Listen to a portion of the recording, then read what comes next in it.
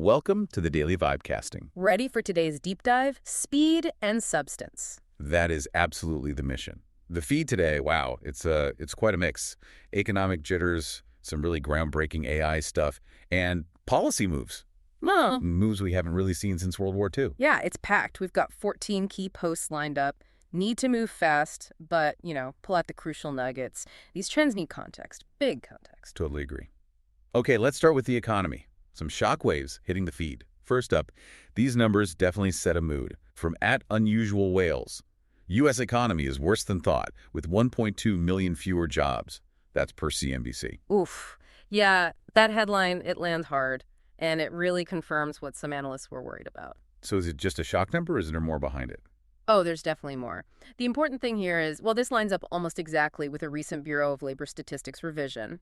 They adjusted the 2024 payrolls way down by 911,000 jobs. So it's not just a media report, it's an official adjustment basically saying the market was weaker than we thought. Yeah. Exactly. It gives ammo to economists like Mark Zandi, who've been talking about a potential labor recession. Not, the huge visible layoffs like '08, but more of a quiet weakening, a shrinking pool. A quiet attrition. Yeah. Okay, that makes sense. Yeah, suggests some underlying instability, maybe masked by other numbers. Right, and that instability seems to be driving major policy disagreements because this next one, pure DC drama. Let's talk the Fed. Yeah. At Amidus Investing, quotes Treasury Secretary Scott Bessent, he says, Bessent, we are going into an easing cycle and we'll see a massive decrease in mortgage rates. Powell should have signaled 150 BPs of cuts, not just 75 BPs. We'll begin Fed candidate interviews next week looking for someone with an open mind. Wow, that is loud and very clear. You've got the Treasury Secretary basically calling for double the rate cuts Fed Chair Powell hinted at. Double. He wants 100 to 150 basis points versus the Fed's 75. Precisely. That's a major public pushback. Is this just, politics? Or is he genuinely seeing something disastrous that Powell is maybe downplaying? I think it's mostly the latter, but yeah, with a political spin. What this really shows is that intense pressure cooker inside the FOMC, the Federal Open Market Committee. Ah, the decision-making body. Right. Apparently there's a tight 10-9 split internally, just fundamental disagreement on how bad things really are or could get. Bessent's kind of forcing the issue here. And that mention of Fed candidate interviews. Seems like they're actively looking to install someone who favors faster, deeper cuts, someone with that open mind he mentioned. Okay, speaking of major, almost unprecedented policy moves, this next post is maybe the biggest shock today. From @Geiger Capital. The United States government is openly looking to buy stakes in public companies that they consider vital for national security. Outside of bailouts, we haven't seen something like this since WW2. AI, chips, nuclear rare earths, etc. This is huge. A massive state interventionist play. It really changes the whole public-private dynamic. We haven't seen the government wanting ownership stakes like this in peacetime since the 1940s. Just, apart from temporary crisis bailouts like GM. Exactly. That's the key difference. A bailout is meant to be temporary help, stabilize and get out. Right. This is different. It's about turning federal grants, think PS Act money for companies like Intel, into actual permanent ownership stakes. So not just stabilization, it's about strategic control, long term. Absolutely. It's a direct reaction to global supply chain risks, especially with China restricting exports of key rare earths like gallium and germanium recently. The government wants to own a piece of the foundational tech permanently. Which leads us perfectly into AI. Yeah, that government intervention, it's aimed right at securing the tech we're about to talk about. Let's pivot to the AI arms race. First, @OmarSar tweets. Google introduces Test-Time Diffusion Deep Researcher. Don't sleep on diffusion models. Test-Time Diffusion Deep Researcher, TDDR, is a deep research agent that models research writing as a diffusion process. Okay, this is fascinating from a methods perspective. Google's basically taking what they learned, building image generators, diffusion models. Like Stable Diffusion or Midjourney. Start with noise, end with a picture. Exactly that process, but they're applying it to research writing. TTDDR starts with a messy, noisy first draft or idea, and then iteratively refines it, cleans it up. Self-correction for text. Right. And apparently it's incredibly effective. They're reporting up to a 74.5% win rate over OpenAI's deep research on key benchmarks. That's a serious competitive edge. Okay, Google hitting OpenAI on research capabilities. Now, speaking of OpenAI, maybe a little slip-up. Mm. From @testing catalog, breaking whole. OpenAI is testing new agent upgrades for ChatGPT as agent with truncation started appearing in the list of alpha models. Mistake rollout, so. Potential peek behind the curtain. Agent Ah. with truncation. Okay, that likely points to them working on making their AI agents more efficient. Agents being the AIs that can do complex multi-step tasks for you. Yes, and a big problem for those agents is memory. They have to remember the whole conversation history for context, which can get really long, slow things down, cost more compute. So truncation means Yeah. chopping off the old stuff. Yeah, pretty much. It suggests the agent is being designed to intelligently prune or cut out the less relevant parts of the conversation history. Keep the important bits, ditch the fluff. That would make complex tasks much faster and more efficient. Makes sense. Okay, now for the human drama side of the AI race, still going strong.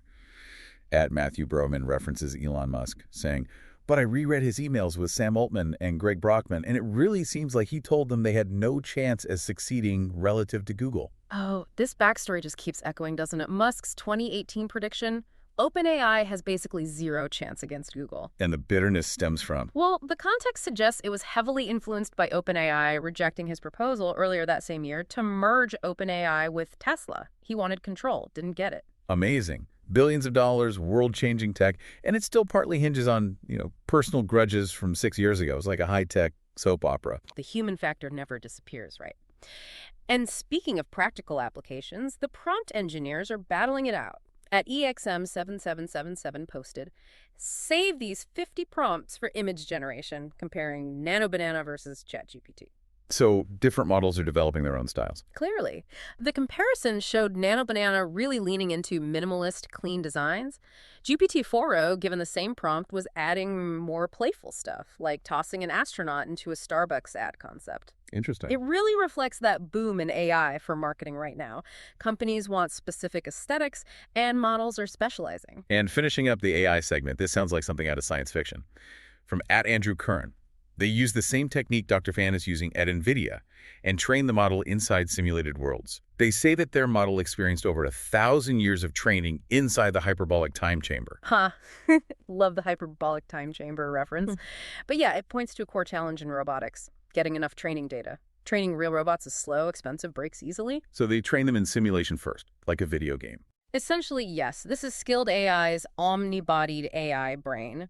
They ran their AI model through 1,000 years of virtual experience. Not real-time, obviously. They did it across 100,000 simulated robot bodies. 1,000 years of practice and right.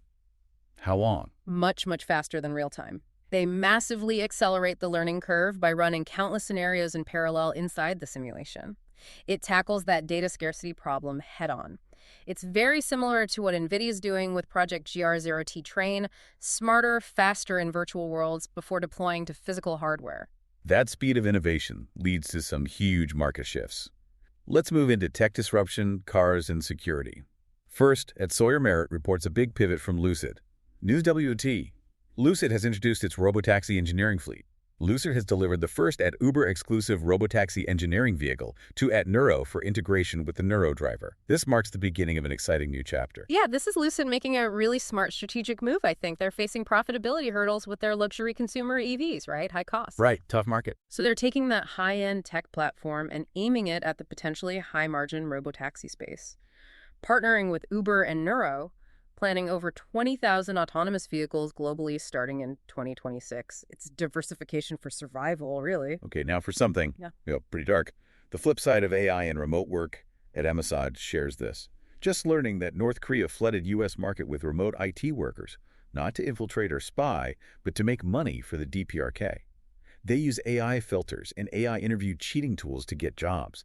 It's been so successful that they've made hundreds of millions of dollars. Wow, that is sobering. It really highlights the dual-use problem with AI tools. This isn't just random cybercrime. It's apparently state-sponsored fraud on a massive scale. So they're not hacking systems, they're hacking hiring processes using AI. Exactly. Using AI tools to fake identities, maybe deepfake filters for video calls, AI assistants to cheat on interviews and coding tests, all to get legitimate remote IT jobs in the U.S. and elsewhere. And the goal is just cash.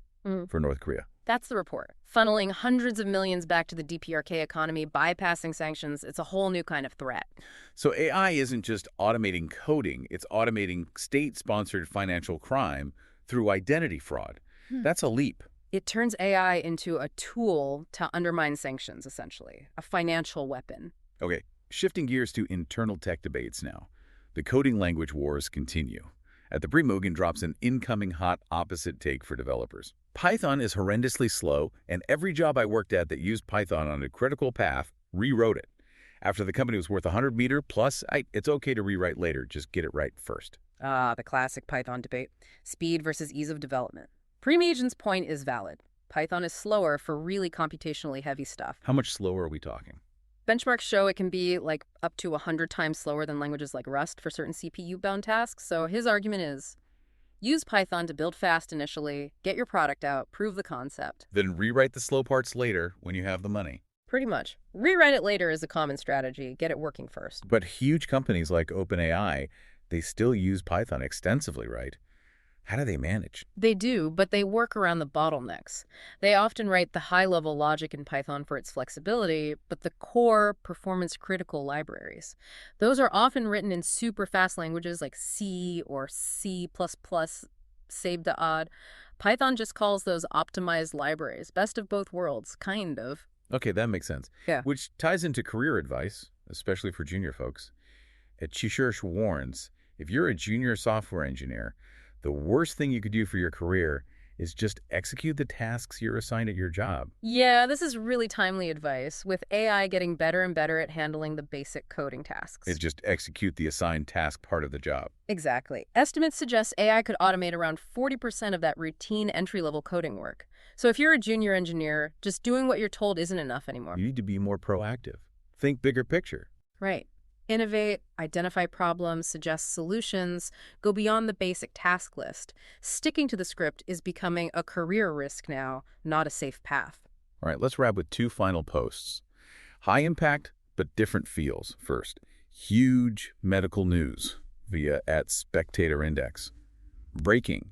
Huntington's disease, which is normally fatal within 2 decades, has been treated for the first time, according to researchers at the University College London and BBC report. This is genuinely historic. Huntington's is just devastating. A genetic disorder breaks down nerve cells, usually fatal within 15-20 years after symptoms start.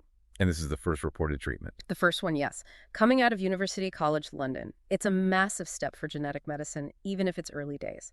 Think about the hope this offers. And it's particularly significant for certain regions, right? Yeah, exactly. Places like northern Scotland have unusually high rates, something like 14.5 cases per 100,000 people, which is way above the global average. So this news is especially resonant there. Incredible. Okay, lastly, a cultural moment meets markets. At Polymarket just posts, "Oh, hi at South Park," with an image. Haha. Yeah, prediction markets hitting the mainstream. South Park did a whole episode called Conflict of Interest that apparently dives into prediction markets. So they're becoming part of the cultural conversation, not just for finance nerds. Seems like it. But beyond the pop culture moment, there's a reason they're getting attention. Why is that? Do they actually work? Well, studies suggest they often do. A 2023 study actually found prediction markets frequently outperform traditional polls in forecasting accuracy. So as more people use them, they're becoming a pretty powerful forecasting tool for everything from elections to, well, maybe even tech timelines. Hashtag outro. Okay, wow. That was a fast run through a lot, from those worrying job numbers to AI brains getting trained in virtual time chambers. Yeah, the vibe today felt really defined by this tension between control and maybe chaos. On one hand, you have the U.S. government reaching for WW2-era tools, actually taking ownership stakes in key industries to ensure control. Right, converting those grants into shares. A very deliberate move. But then, at the exact same time, you see adversaries like North Korea using the most cutting-edge tech, AI, to bypass controls, infiltrate remotely, and fund their regime. It's like the state is trying to build fences while others are using AI to just phase right through them. That's a really sharp contrast. Control versus evasion, powered by the same underlying tech race. Which brings us to the final thought for you, the listener. Yeah. What really jumps out at you when you see the government intervening so directly in the tech market like this? Do you see it as a necessary defense measure against real global supply risks and national security threats? Or does it feel more like market distortion? Something that might actually slow down the kind of rapid, maybe chaotic innovation we just saw happening in AI? Necessary control or innovation killer? Something to definitely think about. Mull that over as you process today's vibe.